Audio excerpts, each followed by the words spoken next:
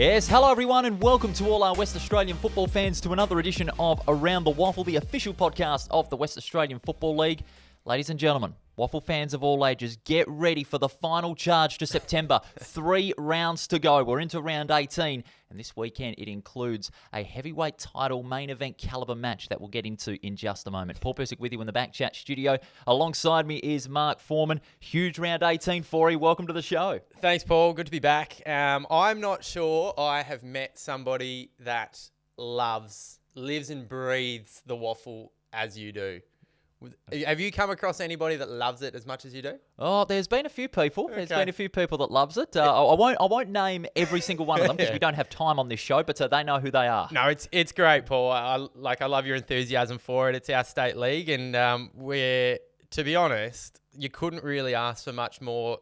Like, we're poised for these last 3 rounds where first to fifth separated by a game, and it doesn't get much better than that. So, whilst the makeup is probably sorted, barring a disaster and West Perth sneaking in, the makeup is sorted, but the order is not. Absolutely. And that's what's exciting. I think we may wait till the final siren of round 20, but round 18 is coming up on the weekend, and it's led by maybe the rehearsal for the grand final. East Fremantle, East Perth at the WACA. I tell you what, that one is going to be a beauty. Can't wait to talk about it. Yeah, well, you flicked me an email a couple of nights ago saying, hey, this is what we're going to talk about. I'm pumped for it. I could tell you were pumped for it. And, probably rightly so. You know, top of the table. And it's going to be a game that carries a lot of significance. Certainly does. And, of course, with these teams having not been successful at the ultimate for such a long time, these two teams, it is great to see clubs like East Fremantle and East Perth gunning for that spot on the ladder. And who knows, if they clash in the grand final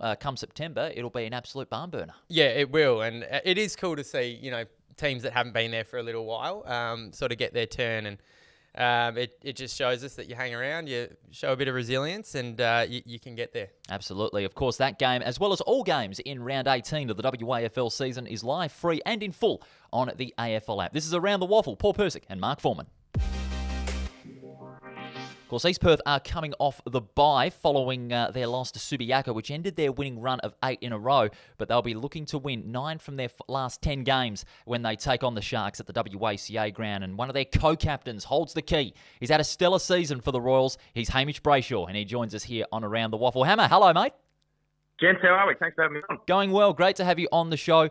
Is this, I want to ask you right off the bat, is this the biggest game that you're going to ever play this season or in your whole career, with top spot on the line against East Fremantle at the WACA on Saturday?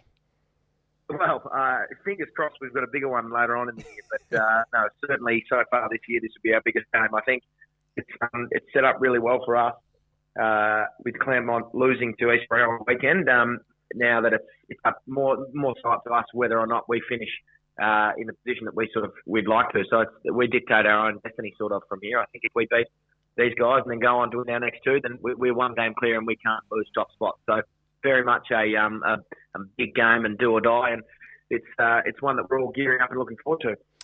Hamish, I haven't had all that much to do with you. However, I've heard a lot about you, and the fact that you don't take your footy perhaps as seriously as others. Tell me the way you approach your footy and how important that sort of laid-back attitude can be, particularly, I don't know, in the middle of winter when things can get a little tough. Is that something you sort of pride yourself on, to have a laugh and enjoy your footy?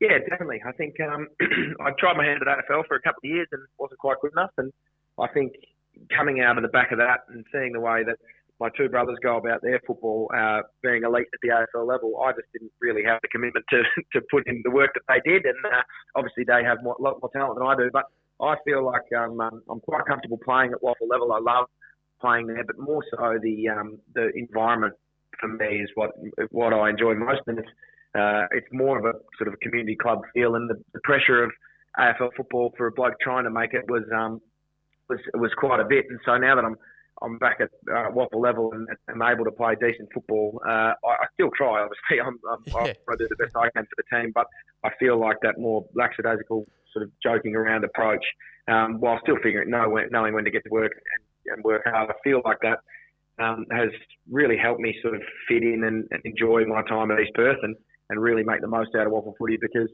I've said to a few people that playing AFL and playing WAFL, the commitments aren't necessarily all that different. You still have your gym programs, your training, your meetings. You still have everything, but it's jammed into sort of 2 or 3 hours, 3 nights a week after work. So it is quite a commitment. And coming back to that WAFL football program and seeing guys who are tradies and, plumbing under houses all day and then still finding a way to come to work and to come to football and train and put a smile on their face. I sort of take that as if, this can't be too hard. So I just sort of go around there with a smile on my face and try and enjoy myself. It sounds like you've hit on a theme that we've discussed for the last couple of weeks. We spoke to Joel Weston during the week, and he sort of explained that he's enjoying his footy a lot more, and that's translated into performance. Is that a case for you? Having dropped back to that level, you sort of found that enjoyment? Yeah, definitely. I think I certainly enjoyed my time at AFL, but it wasn't as if I was playing week in, week out at AFL level. It was very much, I'm playing WAFL and I'm trying to push for an AFL game. And now I'm playing at a level where I'm the co-captain of East Perth, and I'm not trying to push for selection to another side. I'm playing league footy every week, and I'm really sort of enjoying that comfort in knowing that I'm at the pinnacle of where I can play. I'm not trying to bat above my average and play ahead of myself. I'm still trying to play the best that I can, but the pressure of selection and the contract stuff and wondering, as an AFL footballer who's on the fringe and looking to either make it or get delisted, it's a pretty tough gig. You're trying your best, but at the end of the day, you're sort of trying to make plans on the outside because it might not work out. So, it's certainly given me a love of football back, and I'm loving that, enjoying every bit of it. And that approach that you've had with your WAFL football this year has had a great influence on your teammates as well, and they've been enjoying their football as well. Would that be fair to say? Yeah, definitely. I think just the way that we've been able to set up our year, and Ross is the new coach, and it's a new feel around the footy club. We've obviously got a couple of new players in, which has helped us out. But I feel like we've been doing it tough for a few years, East Perth, and now that we've started to get a few wins on the board, it's all sort of starting to come together. But I feel like that's come off the back of everyone enjoying their football a lot more, and it's a freer environment, and we're able to play with our strengths a lot more. So yeah, certainly I'm enjoying my football, but I feel like the majority of the team is as well, which is made for a good environment, a good place to be. Well, it is great to see the Royals succeeding after a very long time. It's going to be a great game on Saturday. We're looking forward to it. Go get them against the Sharks over at the WAFL on Saturday. Thanks for your time, Hammer. No worries. Thank you very much for having me. That was Hamish Brayshaw joining us here on Around the WAFL. And that's a great approach to have, especially with the work-life balance that, all of these players, for that matter, have to cater to.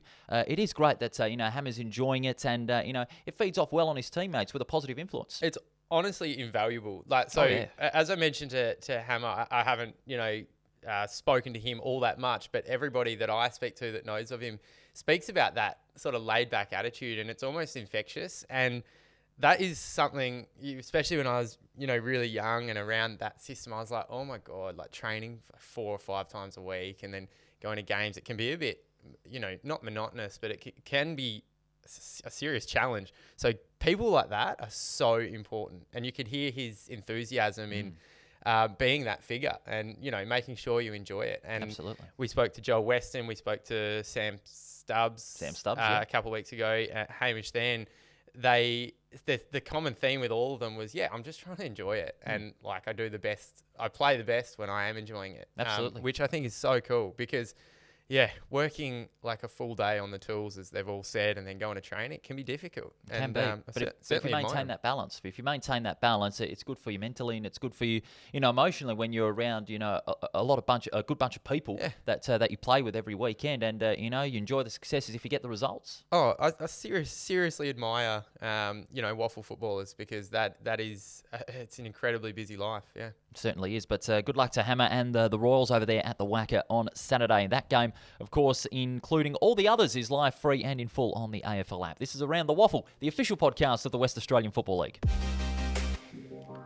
All right, Forey, we go to the games for round 18, and I've deliberately put this one first because this one, unprecedented, the game of the round at the WACA ground, East Fremantle and East Perth. Top spot is on the line. This is definitely a heavyweight title fight caliber match. Yeah, and I love the stats that you throw at me from time to time, Paul, and thanks for putting them together because I've seen that this is the first time since in 23 years Unbelievable. that these two teams will play a top of the table clash. So have been powerhouses in years gone by, and perhaps, not so much recently, or at least both at the same time. So around 2000, they played a top of the table clash, and here we are around 18? 2023. So, it's exciting. And, speaking of Hamish, it carries a lot of significance. And, doubling down on that, perhaps this is a precursor to an even bigger game later in the year. Yeah, maybe a grand final on that Sunday in September. Yep. Of course, a couple of big questions as far as East Perth and East Fremantle are concerned. For East Perth, how will they bounce back after the loss to Subiaco and coming off the bye? For East Fremantle, how can they continue that pressure brand of football against a side that likes to play that fast tempo, fast scoring style that we've seen from the Royals this season? And another question, Milan Murdoch, will he come back? He's been tipped to come back from injury, sustained in that game in Geraldton a few weeks ago. Dylan O'Reilly came back last week. It's been rumoured that Milan could also come back, which would be a real plus for the Sharks. Yeah, hugely important player for them. And what was it? He's missed 3 weeks? Missed 3 or 4 weeks with that shoulder injury he sustained in Geraldton. Yeah, and I think we spoke last week of the importance of, getting things right now. So we're 3 games before finals. This is when you want to have your best. Of course, you always want your best team out there, but if you can get your continuity now, you've got 3 weeks to build it into the pointy end of the season. So getting Murdoch back will be important. They might err on the side of caution if he's not 100% ready, because obviously still 2 games after that. But it's exciting, and we want these teams at full strength so we can see what they can do. But what you said there, I think the critical part of this battle will be East Fremantle being able to apply the pressure to that midfield, because we know if the East Perth midfield gets up and running, it's almost curtains. But also the forward line as well. Liam Tedesco is finding form, kicked 6 goals recently as well. But also you have the likes of Tom North and Kyle Wilcox forming a solid backline to shut down the likes of John O'Marsh and Dylan O'Reilly. So that could be another thing to watch out for on Saturday. Who wins?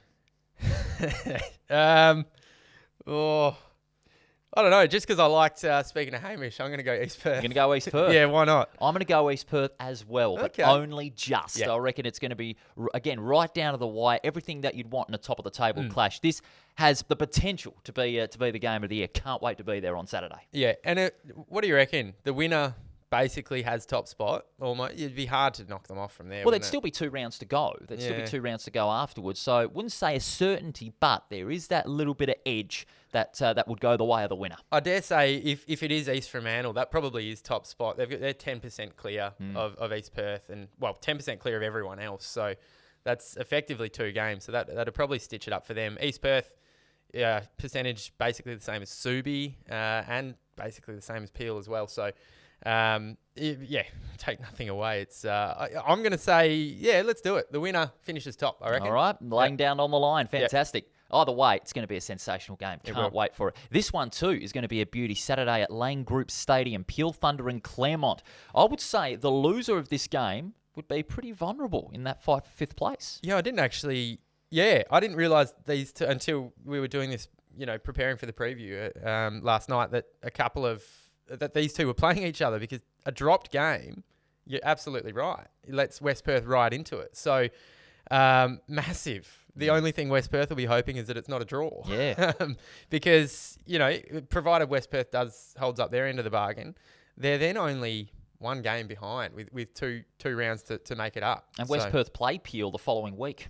If they lose. Huge. Massive in Mandurah. So there you go. I reckon West Perth will be cheering on Claremont, because they're probably the ones most vulnerable, Peel. So I think they'd be cheering on both maybe to either get a win on the board, because regardless of what happens, they'd still be on 40 points. The loser of this game, West Perth, if they beat South Fremantle, would go up 1 win behind. So either way, West Perth would be the beneficiaries, but they got to hold up their end of the bargain. But just going on to the 2 teams, Peel Thunder, of course, big win over West Coast. Claremont, they got to get it together after that loss to East Fremantle. They don't want to have 4 losses in a row going into the finals, because if they stay in that top 5 and have to play an elimination final on the road, it wouldn't be the best scenario. So the forward line in particular, led by Alexander Manuel, have got to get it together. Talon DeLacy and Tyron Smallwood, they've got to fire on the scoreboard, because they were quiet all day at the Wacker on Saturday. Yep, and I keep saying it, weird. Yeah, it is. Weird Claremont side. So they need to click. I've still backed them to do it. We know Claremont's quality. But Peel's home record as well. Yep, and hard to overcome. It's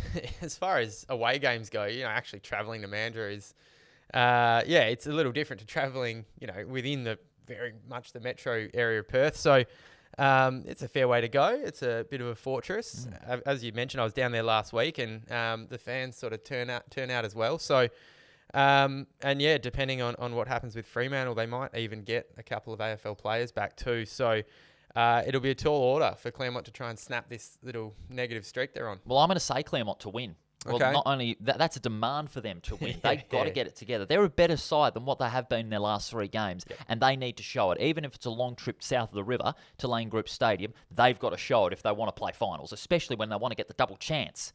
Yeah, they do, and it's critically important to snap this streak they're on, this losing streak they're on. Now you don't want to, last game of the year, we won one and go into finals, but they want to build a bit of momentum now. So. Important. Yeah, it's such an important game for Claremont. Certainly It really is. So I'll be keeping a close eye on that one too. Absolutely. All right, 3rd game on Saturday. This one, of course, is live on Channel 7 as well at Mineral Resources Park, Perth and Swan Districts. Well, Perth, I reckon they could be looking at that last quarter against West Perth and saying, okay, that's a good positive for us. We can tick that box. It's just all about that start, because what we forgot to mention on Tuesday against the Falcons is that they conceded the first 3 goals, but they kicked the last 3 of the quarter. It was a nice little fight back. They just couldn't sustain it amongst the West Perth pressure. They have to do what they did against Swan Districts, but better their work rate around midfield and show a little bit more desperation if they want to get the points against the Swans, who have had a couple of good wins late this season, but have left their run too late. Yeah. So firstly for Perth, that's what you need to do at the end of this season. They're obviously not going to play a part in finals, and taking little positives is what needs to happen. And it's exactly what we spoke, with Sam Stubbs about last week, is that you just take these little positives, and that last quarter really was one. Whilst for Swans, they're taking a ton of positives over the last few weeks, and they were good once again on the weekend, and they're just looking to build, continue to build momentum. I think they'll win this, which would take them to 8-8. So even the ledger, which is brilliant for Swans building into next year. That's exactly what both these teams are doing, building for 2024. So should be. I suspect a Swans win, but we'll see. And I've got to mention, because I did get a call post Tuesday's recording. You did. That Toby Watson was the Golden Grunt winner. All right. So they didn't always award it. As we said, to the most disposals, apparently stood up, down back. Good call from Grunt. He really stood up defensively when it mattered against what is, usually a flexible South Fremantle forward line. Yeah, absolutely. And I will give a shout out to my source there on the Golden Grunt, who had just come out of surgery to tell me that news. So well done to Toby Watson. But he's not the only one for Swan Districts who continue to stand up. They've had some really important players, which has been great to see in the back half of the year. Yeah, Clark, Turner, McLaughlin as well, all standing up when it mattered. I'll say Swans win by about 6 goals over there at Lathlane. They'll show their class. Yeah, I think so too. I'm happy to go 6 or 8 goals. I really like what Swans have been putting out. All right, let's go to the Sunday action. 2 games on Sunday. First one at 12:30 at Leederville Oval. Subiaco and the West Coast Eagles. I mean, the talk before this game would be how far Subiaco. They still want to keep that chase going for top spot on the ladder, because first between 5th is only separated by a game. Oh, it's such a logjam, and that makes it really exciting too. So it'll be business as usual for Subi. They'll be looking to follow their structures and do the things that they've been training for this year against a side who I was really disappointed with West Coast last week. After a couple of really good performances the previous 2 weeks, and one was against Swans. I honestly, whilst I expected Peel to win, I honestly didn't expect West Coast to put out what they did. I found them a little, they were sort of, I suppose when a team gets a lot of momentum, it makes the other team look a little slower, which Peel controlled the game. But West Coast just looked a little slow on the uptake, on the transition. And I was disappointed to see that, because I really hoped that West Coast had come good. It's been such a lot of it's out of their hands, that it's not their fault with the injuries and that, but it's been such a tumultuous season for West Coast. I was hoping that they build towards the end. So here's hoping that was just a blip last week, and that they can, at least remain competitive against Subi. That's all we want. Yeah, absolutely. That's all that anyone is asking for is for the Eagles to be competitive against Subiaco. However, Subiaco, I still think will get the win because their depth that they've got everywhere. Up forwards, Harsh Schofield in the ruck, Zach Clark, who I'd have to say is the favourite for the Sandover medal with his work and follow-up in the ruck. He's been outstanding, and also Lee Kitchen, the veteran, showing his experience in midfield, and Ben Sokol starting to find form at the right time up forward. Now, the final game of round 18. This one's also on Channel 7 on Sunday at 2:40, Fremantle Oval, South Fremantle and West Perth. Of course, South Fremantle, they haven't defeated West Perth since round 1 of 2021 in 4 games, which included a draw last year. But their home record against the Falcons at Fremantle Oval is very, very good over the last 4 years. But for West Perth, they have to hold their end of the bargain if they want to stay in the race for 5th spot. Yeah, and that's the unfortunate thing about the start that West Perth had to 2023 is that they've given themselves, I was going to say too much work to do. Let's say a lot of work to do because they're not out of it. But it's a non-negotiable. South Fremantle haven't had the best season. And, if West Perth are legitimate, then this is just one that needs to be ticked off. So we spoke on Tuesday about that last quarter. I don't think West Perth will be overly concerned. They did their body of work during the middle of the game, and who knows, maybe they were able to just sort of jog around in that last quarter, conserve a bit of energy. But maybe, but having on the other side of the coin, look at South Fremantle's last quarters. They're a major concern. Yeah, they are. And so, that you can take positives from that for West Perth. But, look, I'm tipping West Perth. I think they will do it. I maybe a little bit biased, Paul, but growing up as a West Perth boy, I hope they can keep the pressure on. It makes it interesting heading into those last two. Yeah. So we know that, barring a draw down at Lane Group Stadium, that West Perth will then just be a game out of the 5. Well, if they do win, regardless of if Peel or Claremont win, they'd still be in that position for that 5th spot. I'm going to say West Perth, only by about 5 goals. South Fremantle, they're a good side. Their last quarters really don't reflect how good they can be if they play a 4-quarter game. But I'll say West Perth will get the better of them and have their first win at Fremantle Oval since the preliminary final in 2018 was their last win against the Bulldogs over at the Port. Was it really? Yeah, absolutely. That was the time where they were in administration and all that, and they made it to a grand final. But I'll say the Falcons to win that one very comfortably in the end, with Black, Meadows, Guadanin all playing clutch roles, along with Tyler Keitel up forward, who's been in red-hot form in that forward line. Can't wait for it for round 18. This is a big one. The finals race reaching the business end. It is, yep. And, I'm with West Perth too. And, some of the games this week are super exciting. And like we said, carry a lot of significance. So I'm excited for Tuesday. Fantastic. To see where we end up. Can't wait for it. I'll see you then. Look forward to it, Paul. Thanks a lot. And we thank you, all our listeners and our viewers, for another edition of Around the Waffle. If you can't make it to a game in round 18, you can check it out on the AFL app. Also, we have socials in operation: Facebook, Twitter and Instagram. Give us a big thumbs up. We really do appreciate it. We look forward to your company on Tuesday to preview what is a massive round 18. We'll see you then.